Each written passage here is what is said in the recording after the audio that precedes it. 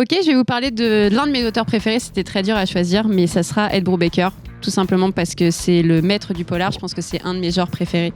Peut-être avant ou après le super-héros. Mais quand bien même, là, je vous ai mis Catwoman, mais il est très très fort pour aborder l'héroïsme, que ce soit sur des personnages comme ici Catwoman, le soldat de l'hiver, Daredevil, évidemment, vu qu'il avait repris tout le run de Bendis. Et il rend les super-héros ou les super-héroïnes abordables avec un truc un peu gothique, un peu polar, un peu enquête, très humain finalement.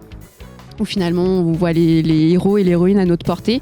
Et après on part sur de l'indé. Il a notamment un duo iconique avec Sean Phillips sur Sleeper, qui est assez méconnu mais qui est l'un des meilleurs. Ensuite ça part sur Fatal, sur Criminal, sur Fondu au noir, sur Reckless.